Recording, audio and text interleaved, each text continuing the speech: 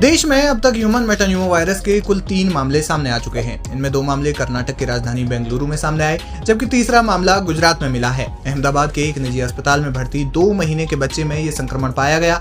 राजस्थान के डूंगरपुर के रहने वाला ये शिशु 24 दिसंबर को श्वसन संक्रमण के लक्षणों के साथ अहमदाबाद के चांदखेड़ा इलाके में स्थित एक अस्पताल में भर्ती हुआ था। अहमदाबाद नगर निगम के प्रभारी चिकित्सा अधिकारी भाविन सोलंकी ने बताया कि जांच के बाद उसमें HMPV की पुष्टि हुई। मरीज को आइसोलेशन में रखा गया। इससे पहले बच्चे को वेंटिलेटर पर रखा गया था। हालांकि अब उसकी हालत स्थिर बताई जा रही है। उधर 3 महीने की एक बच्ची को ब्रोंकोन्यूमोनिया रोग के साथ बेंगलुरु में बैप्टिस्ट अस्पताल में भर्ती कराया गया था। जब उसकी जांच कराई गई तो उसमें HMPV का पता चला।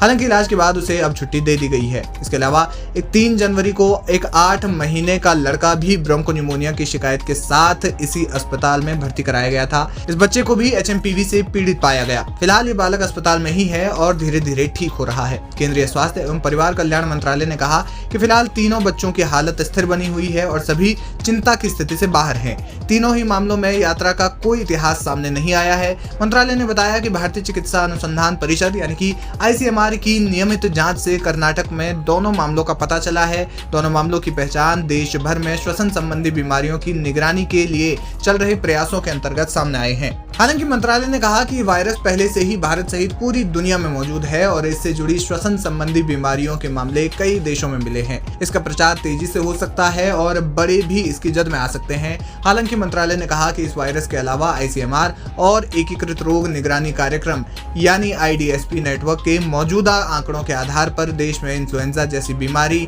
ILI या गंभीर तीव्र श्वसन बीमारी जिसे कि हम आमतौर पर SARI कहते हैं, उनके मामलों में कोई उछाल दर्ज नहीं हुआ है जैसा कि कोविड-19 के समय हुआ था।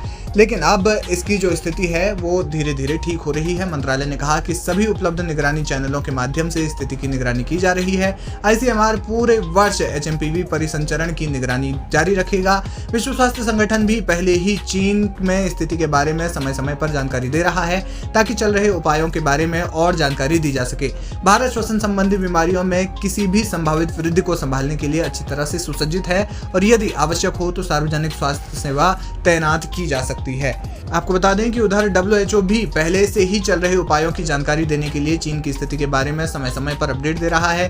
पिछले कुछ हफ्ते में चीन में श्वसन संबंधी बीमारियों के बढ़ते मामलों की खबरों के बीच शनिवार को स्वास्थ्य सेवा महानिदेशालय यानी DGHS की अध्यक्षता में संयुक्त निगरानी समूह की बैठक हुई थी। कुल मिलाकर के इसके जो संक्रमितों की संख्या है अब वो भारत में नजर आ रही है। इसके मरीज जो है वो भारत में देखे जा सकते हैं।